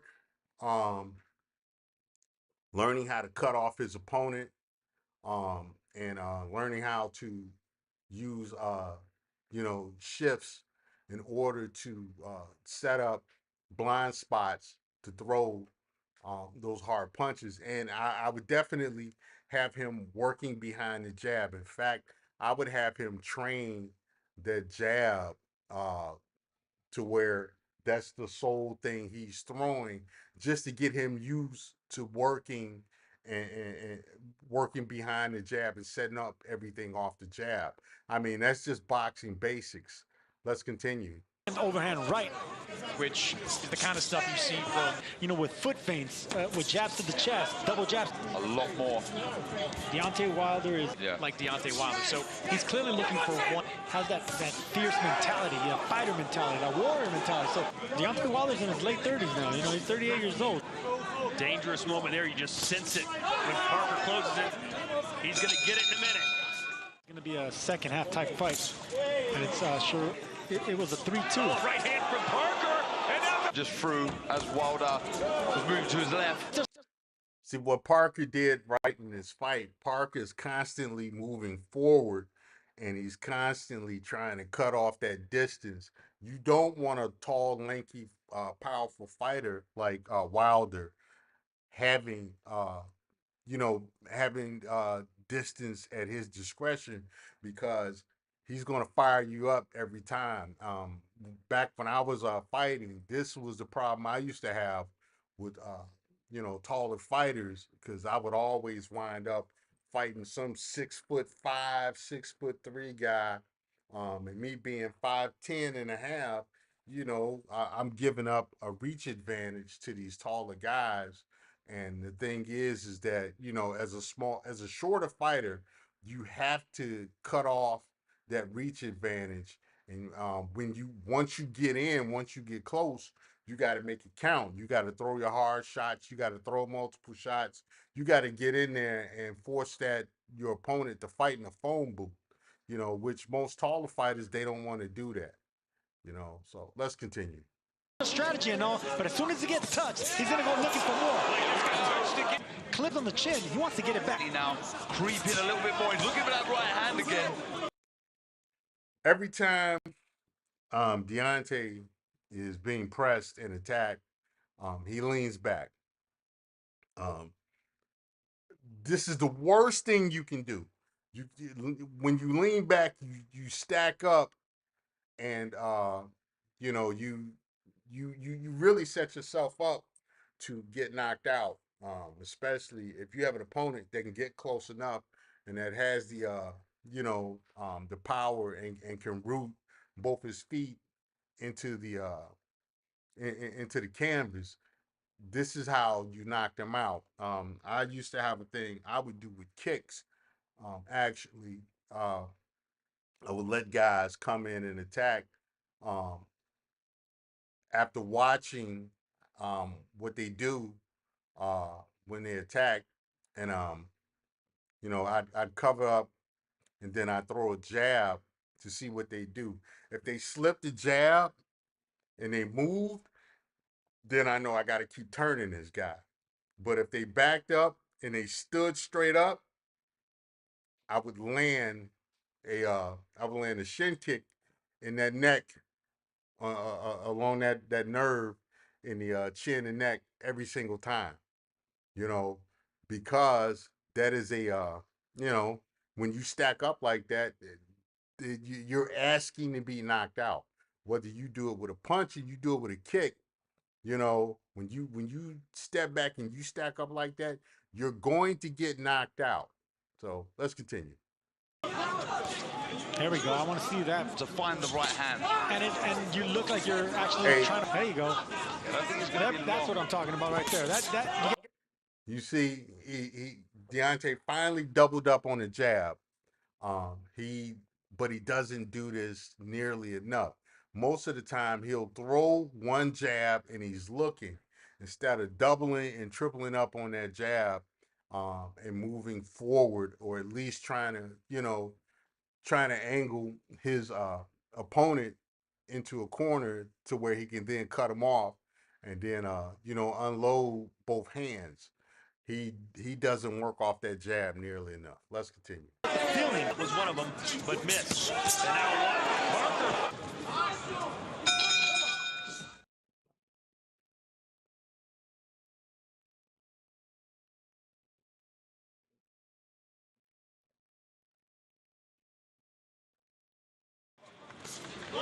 And I want to see more of those jabs to the gut. So Deontay Wilder really hasn't thrown anything. There he goes. He throws one jab, and then it's like he wants to sit there and look at his work, like he's admiring his photograph. Let's continue. When you see Joseph Parker, stop waiting. This is what punchers have to do when they, fluidity with his legs and upper body. Pokes out the double jab. Did y'all see that? He stood straight up. He stood straight up. Let me go back. Let's take a look at that again. Punchers have to do when they, fluidity with his legs and upper body. Pokes out. See that? He stands straight up. And then not only that, when he steps back, he brings both feet together. You cannot do that. You cannot stand up straight and bring both feet together. Woo! Yeah, there's a lot wrong with how Wilder fought this fight. Let's double jab. He needs a blunt puncher, so he can't chase too much. Any boxer you ask will say you're never going to get a knock by decision. He's looking for one shot. He's doing it again. He stands up straight, he leans back, and he brings both of those feet together. He's asking to be knocked out. Let's continue. Vegas heading into this one.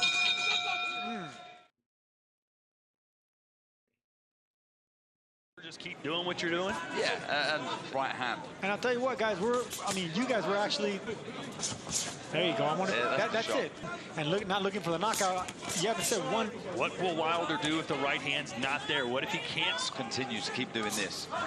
This is far.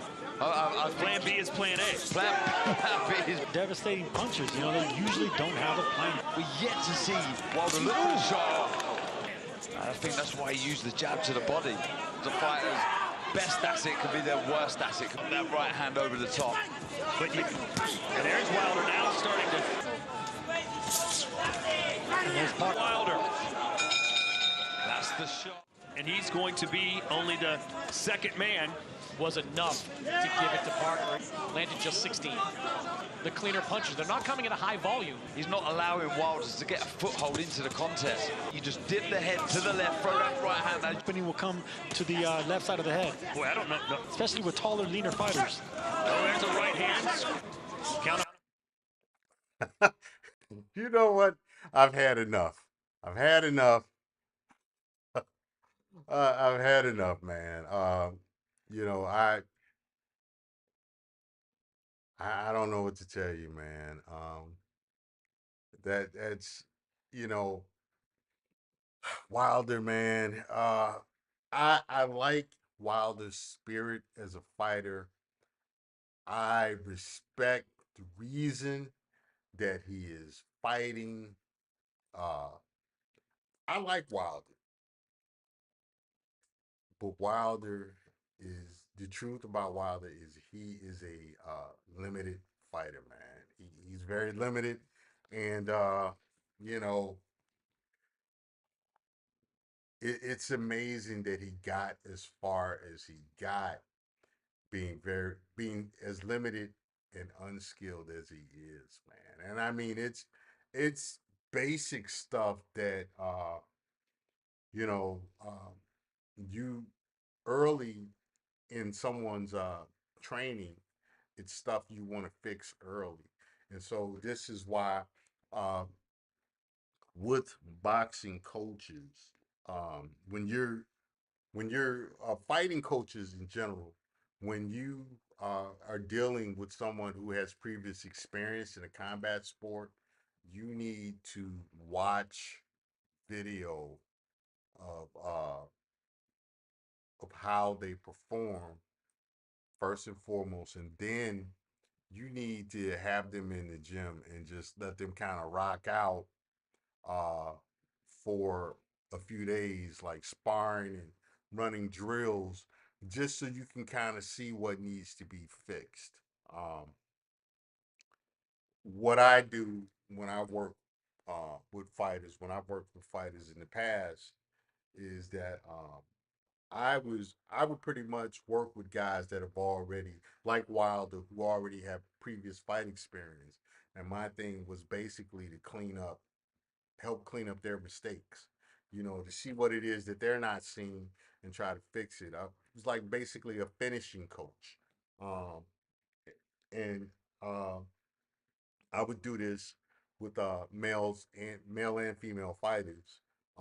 With the female fighters, I focused on desensitizing them to being hit, and being pressed on the action, to be able to push through the idea of them being struck, because there's a lot of women, they want the look, they want the look, they don't want the work. They want to come to the gym and be the lion in the gym every day, you know. And you have guys like that too, but you know, guys, they get humbled a lot quicker than the females. With guys, it was more about you know, helping them to exploit their strengths and to minimize their weaknesses in order to finish those fights. So yeah, Mike can tell you, you know, when I talk fighting and I talk coaching, you know, you have people that go, what do you know? What do you know about this? You know, but if you know, if you my my record, my titles speak for themselves. I don't know if you guys have seen my my titles. Well, one day I'll put my pictures up here. I'll put my pictures up uh, as far as fighting. But you know, basically, you have people. They're good with training beginners and kids and stuff like that. The way I was trained to be a trainer, I was trained specifically to work with experienced fighters, professional fighters, guys that were looking to become champions. Like um, my big thing is like training people to do leg kicks. Leg kicks are an art. A lot of people, they approach the leg kick game. Hold on, I got some craziness going on. Yeah, that shouldn't be happening. But leg kicks are an art that most people aren't. They think it's just kicking legs. Leg kicks are all about timing and setup. A lot of people they'll just throw leg kicks just to be throwing them.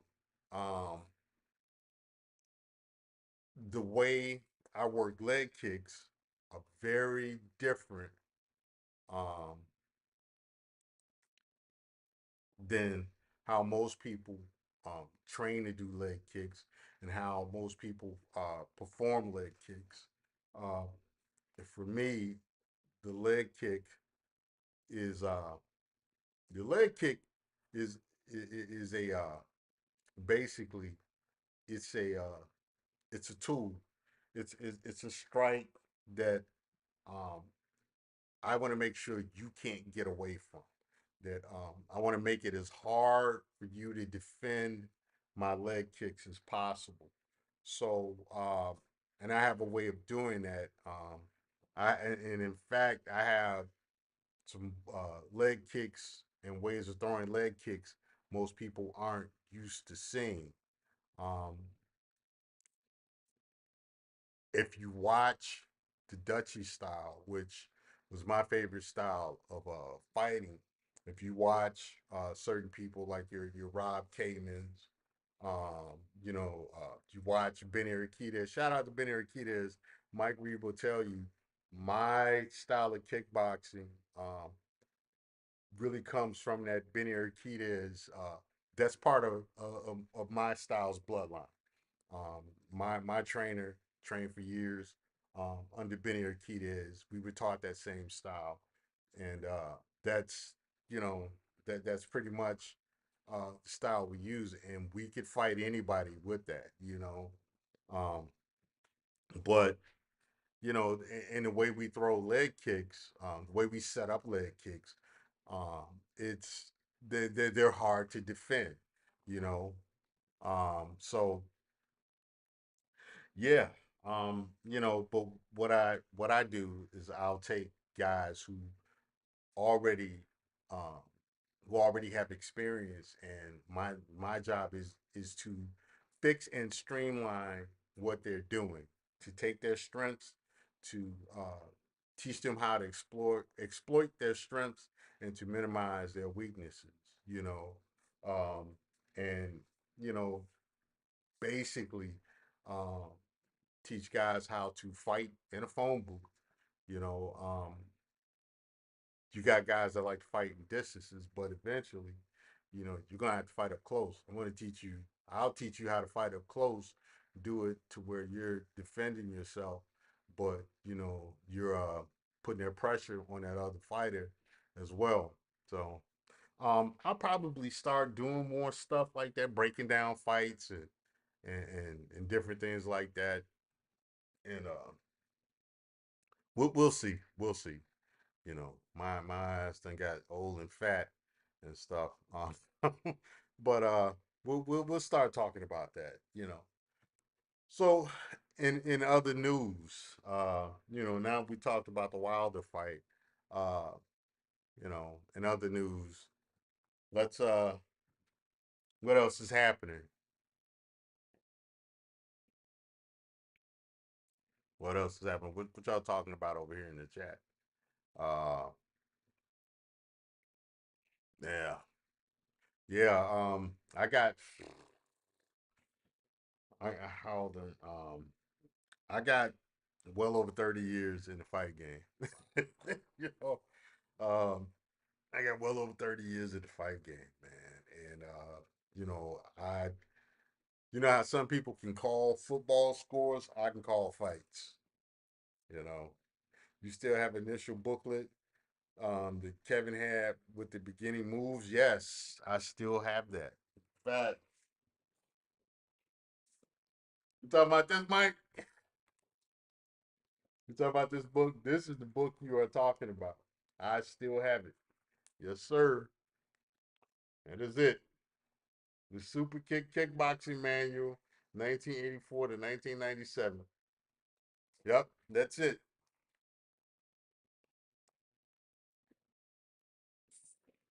Yes, sir.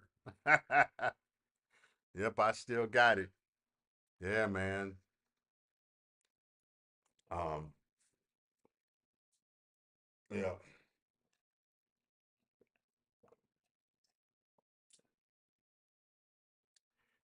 Yeah. Yep, I still got it. All his pictures are on there. Yep. Yeah, man. So yeah, I think I'm gonna start breaking down more fights. I've been watching this combat karate. I don't know if you guys have seen that. It's mostly trash. I think the one fight that I did kind of enjoy was Pettis versus Henderson. In fact, let me go pull that one up.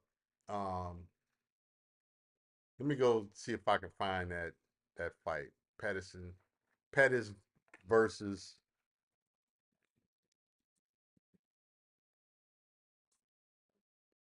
Henderson Combat Karate.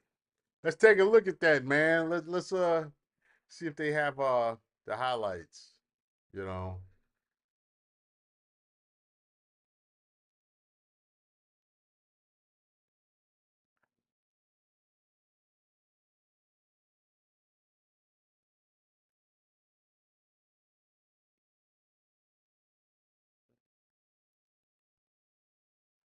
Yeah. Let's take a look at that, man.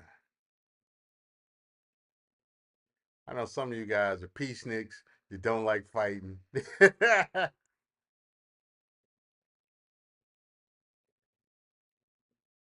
Yeah, hey, man. That was a long time ago. Hey, do you realize how long ago that was, Mike? I mean, you were 15. Man, I was what, 23, 24, something like that, man. That was a long time ago, bro. I'm early 50s now. I'm old. I'm old. I'm an old dude. Yeah, man. Let me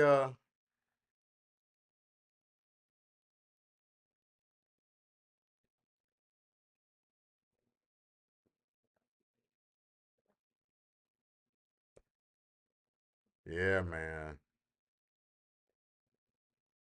An old grizzled war veteran. To helping improve your trading skills with innovative tools. Our exclusive performance analytics gives you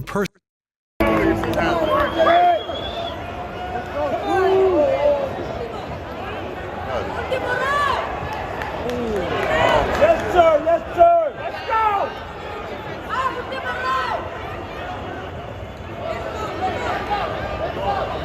Do it done, baby. Bring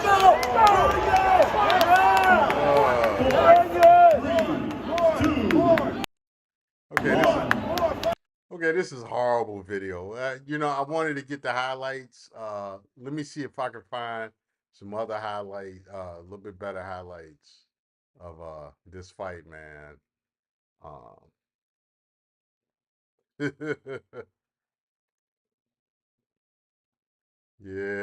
this is not the best highlight video.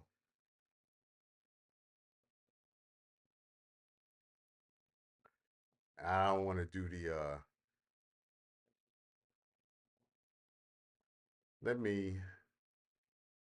I'll do this one. I got another video I'm gonna put up of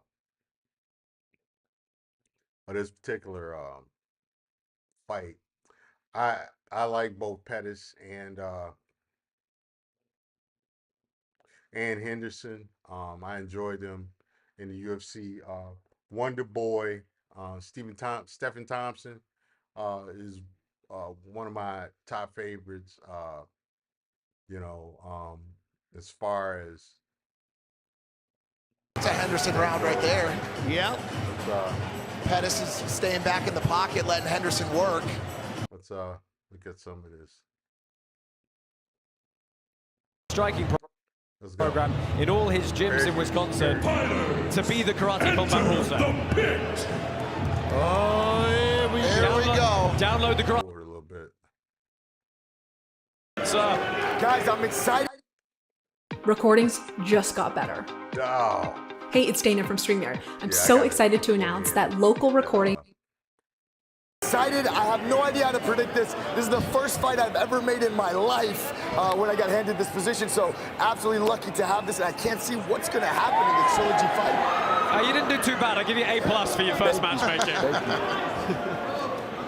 So, tentative start here, as you might expect. Two long-time experienced veterans feeling each other out in the center of the pit here. Shout out to everybody watching this for free on YouTube right now. What a bargain that we're is. currently trending number 10 on all of X, formerly Twitter. The difference between how Henderson is approaching this fight as opposed to how Pettis is approaching this fight. If you notice, Pettis is working off of his lead hand and lead foot. He's working off that right hand and that right foot being forward, attacking with lead techniques, whereas Henderson is throwing kicks off that back leg, which and he's not really setting it up, he's just throwing it. And this is the problem that I see with a lot of how a lot of people approach stand-up striking. It's be it in combat karate fights like this, kickboxing, or even UFC, and especially so with UFC and MMA fighters, they want to throw big techniques immediately without setting them up. They don't work off of jabs. They don't work off of feints. There's nothing to mask that big power shot that they want to throw. And I have an issue with that because you can see that power shot coming from a mile away, Let's continue. Thank you for those of you joining in on social media. Ben Henderson, center of the pit here. They both have a lot of respect for each other. They're very... See, Henderson does it again. That, to me, that it's like a waste of energy. It's a waste of technique. Let's go. Fair use, fair use. Hesitant to attack, knowing that their opponent is capable of countering them. Lead leg work from Benson Henderson, both in a southpaw stance here. All right, Henderson throws 2 front leg kicks, but he threw the 2 front leg kicks, but he didn't set him up. He just threw the kicks. He didn't. Main event, these 5 rounds is Mark Goddard. If I'm Henderson, I think he has an advantage. Let's go back.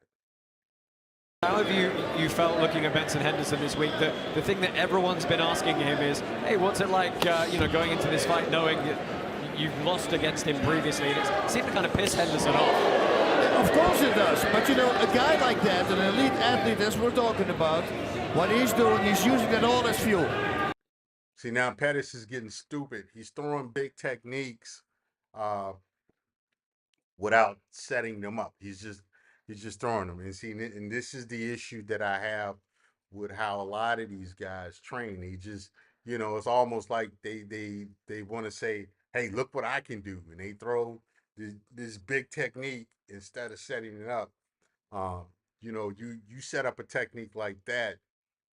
That's where you use a jab or a leg kick. I prefer jabs. I like to do everything off of jabs because to me, not only will it, you know, make contact with your opponent, it also obstructs their view.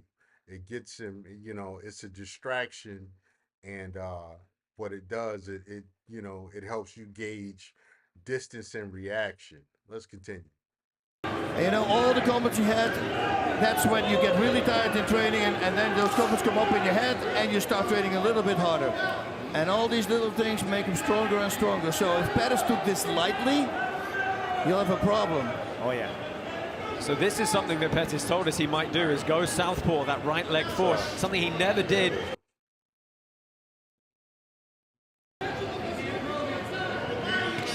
Pettis starting to move forward a little bit more. Hey, he might feel like this round is slipping outside of his reach now. Oh, and that's a big flurry from Benson Henderson, one of the longest we've seen from him. Really trying to chase Pettis as he cuts the angle. That's it, he cuts the angle also afterwards. Very nice. Constantly. That was a good shot from Pettis there, though. This technique. You do that, you open yourself up, you know, to counter punches and counter kicks. Everybody, it's Tony Robbins. How you doing out there? Middle of the storm. Oh, it's funny to ask people how you're doing when the war. All right, let's go.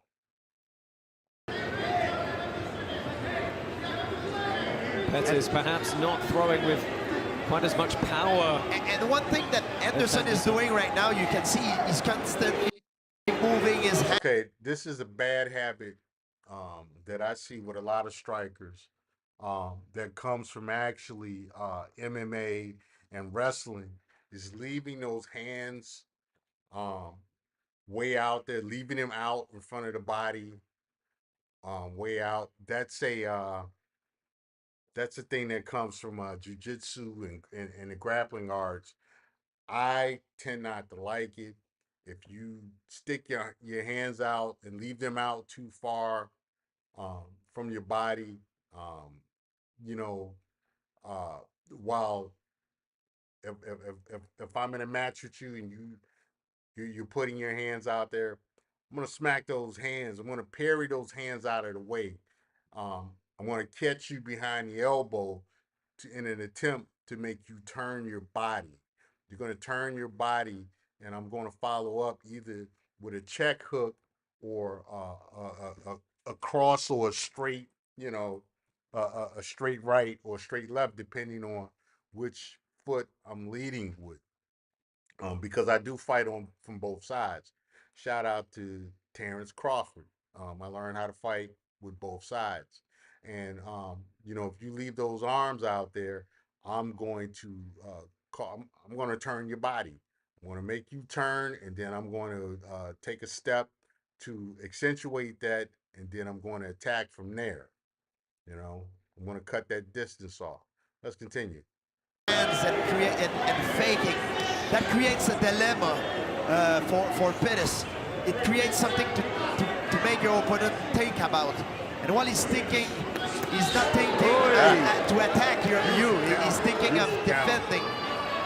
Well, they both sat down on the shots in the pocket there, and it's Pettis on the offensive now. Henderson forced to circle out. Big body kick. Oh, the kick punch at that. Okay, you really tired in training, and then those comments come up in your head, and you start training. I like he followed up. Start to add up, you know, and it can create a problem. You take a look at the graph. Oh, well, let's see what happens here. Henderson with those undercuts.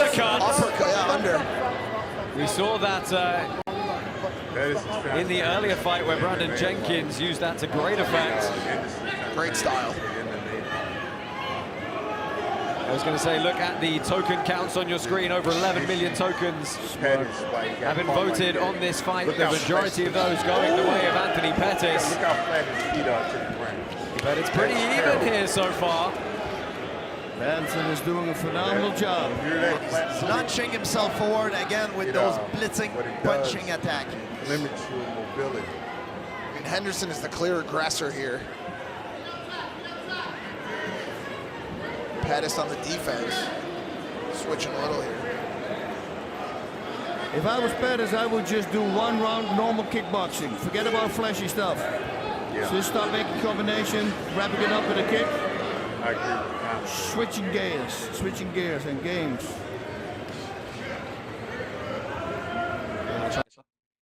All right. Kind of had enough of that. I don't know how y'all feel about that, but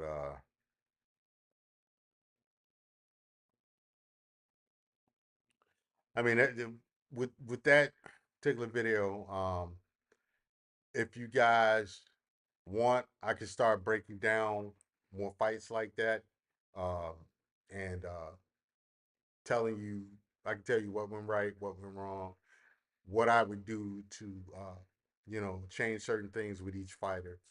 I can start breaking stuff down like that.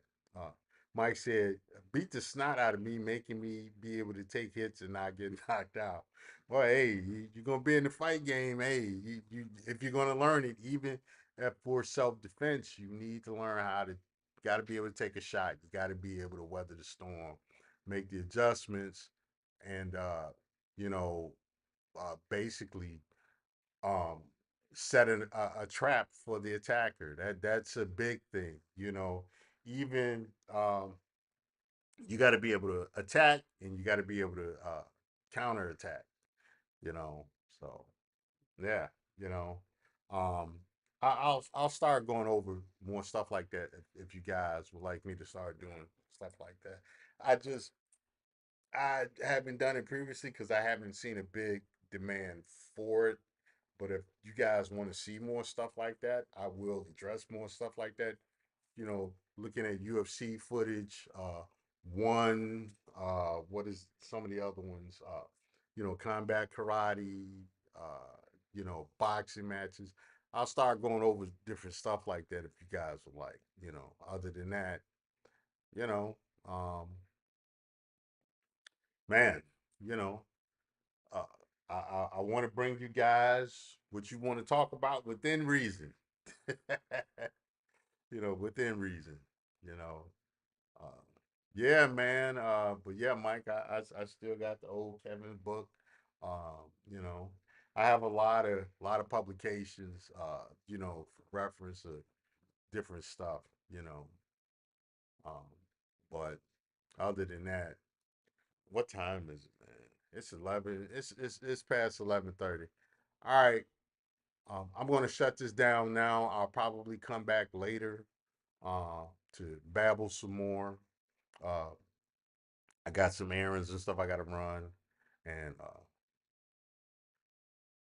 I got some errands I got to run, stuff I got to do. So I may come back later. I don't know.